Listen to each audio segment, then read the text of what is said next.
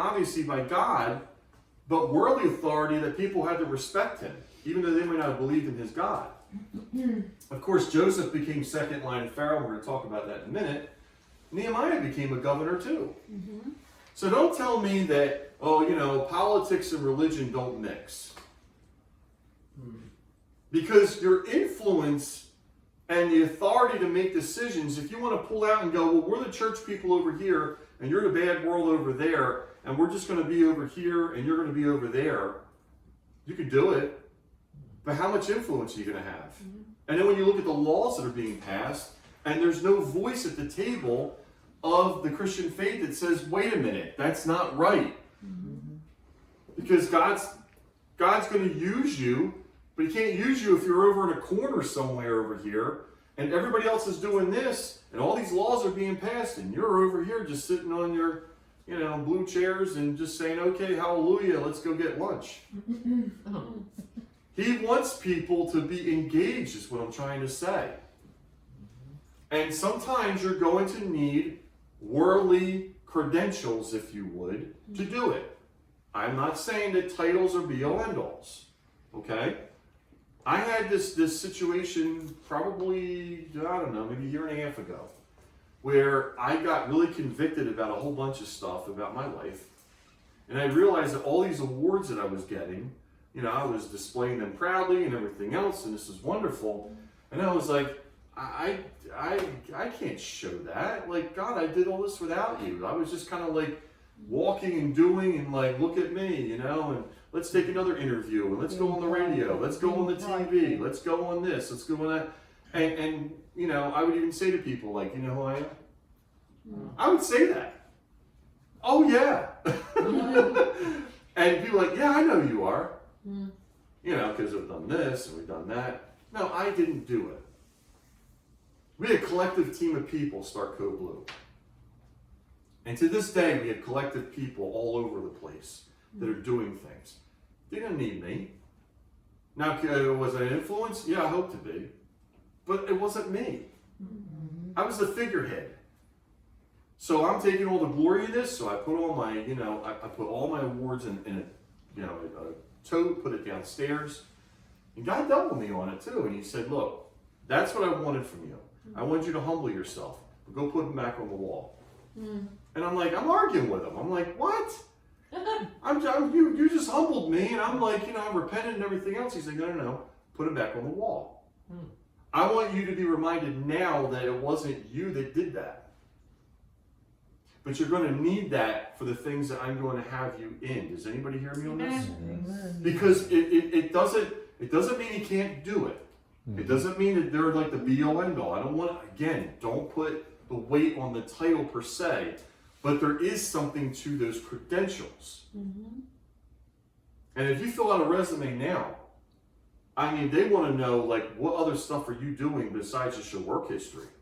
What community of things have you been in? What training have you had?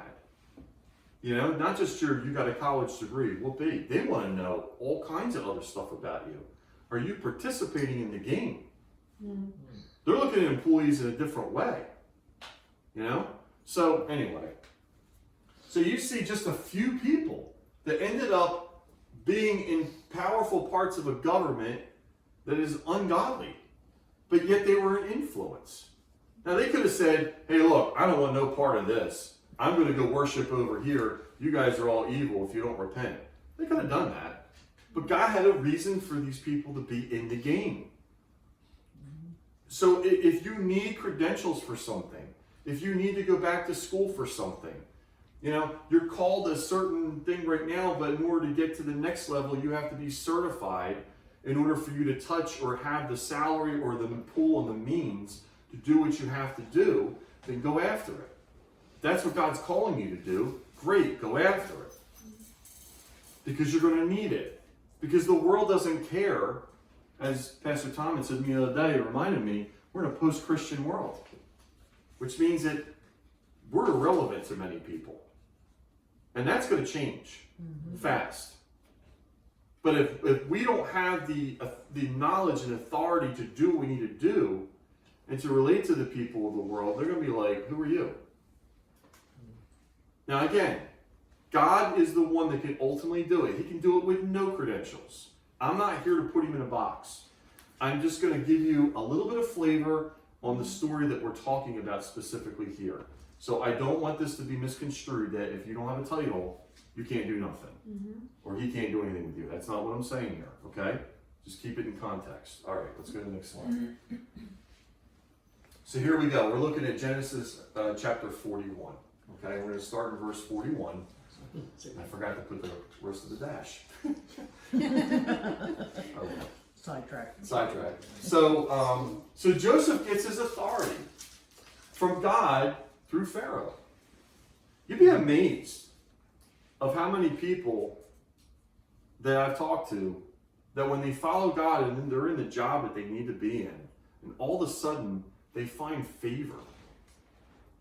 And they find favor in these weird ways where all of a sudden somebody comes in and replaces a boss, or somebody comes in and says, hey, listen, I've seen what you're doing, and here, by the way, here's a raise, and I don't know why they didn't move you into this earlier, or blah, blah, blah. And you're like, where's this coming from? Mm-hmm. And yet God elevates you, and you didn't do anything other than continue to honor him. Continue to use your hands, your mouth, your gifts, just where you are, even though you're being maybe, looked over, abused, whatever, right? So we're going to look at this. So Pharaoh is told by Joseph the answer to the problem. Okay, so Joseph lines it up and says, this is what it is. This is what you need to do. He comes up with the solution. Nobody can come close to him. Nobody. So here we go. Pharaoh kicks it back to Joseph and he says, I hereby put you in charge of the whole land of Egypt. Can you imagine? Mm. He was 17 years old when this started, and by the time he was 30, this is what happened. 13 years. And here, just the same day, he was in a jail cell.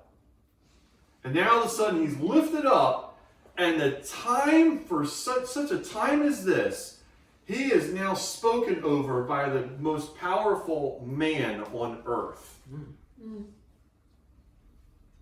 Can you imagine if somebody took you all of a sudden and said, I'm going to make you President of the United States? Yeah. Or I'm going to make you the next mayor of the city. Or I'm going to make you the next owner, or you're going to replace another person who's a CEO of a company, and we're putting you in that spot because we believe that you have what it takes to run it. See, I'm prophesying over myself right now, in case you haven't caught that. But I'm also prophesying over all of you who are watching and here, because God has something that he's lining up for each of you individually, that he's saying, in due time, one day you're going to be right there staring at Pharaoh, and I'm going to give you the authority you need to do whatever it is. Maybe you need to run for office. Maybe you need to run for school board. Maybe you need to run for commission. Maybe you need to run to be president of an organization that's where you're at. Maybe there's a union you're a part of and you've never even thought about leadership in it and you decide you want to run it. Whatever.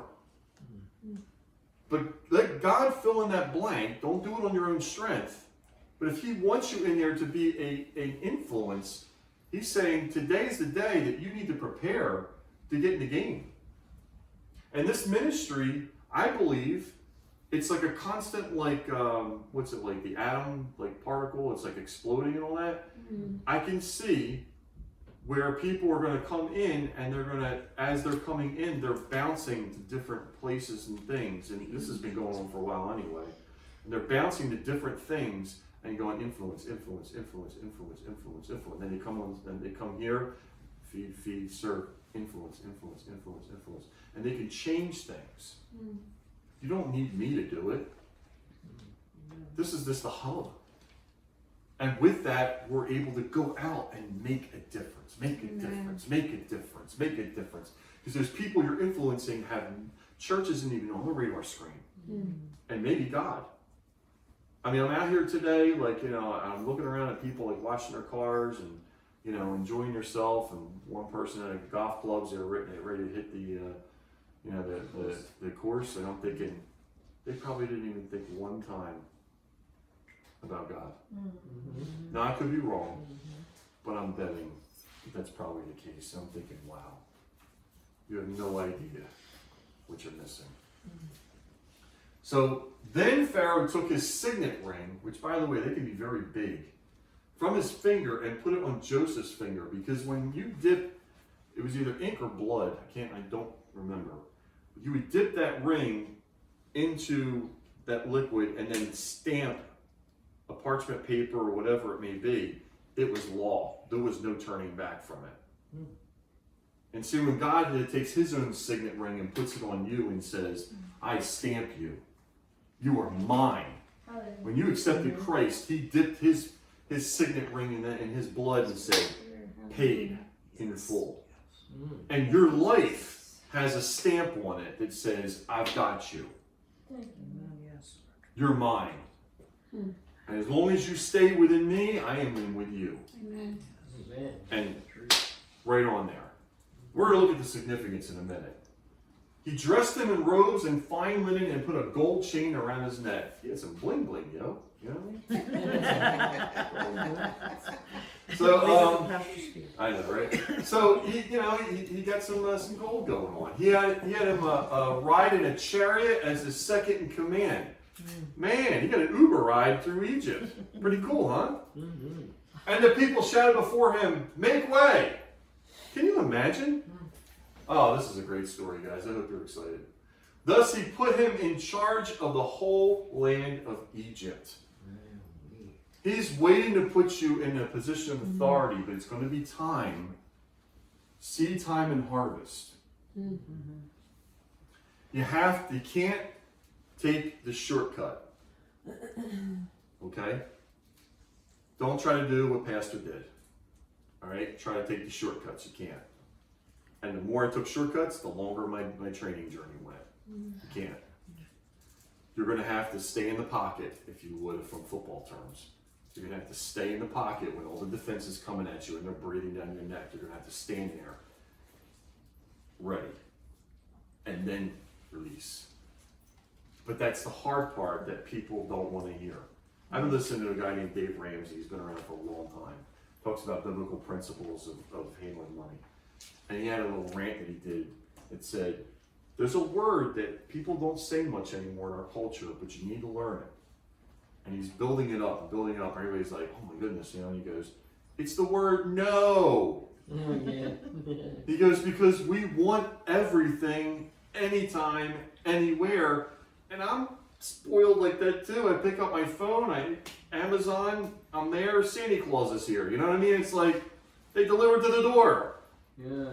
As often as I order, they're delivering, right? You can order anything. You want, food, you go DoorDash.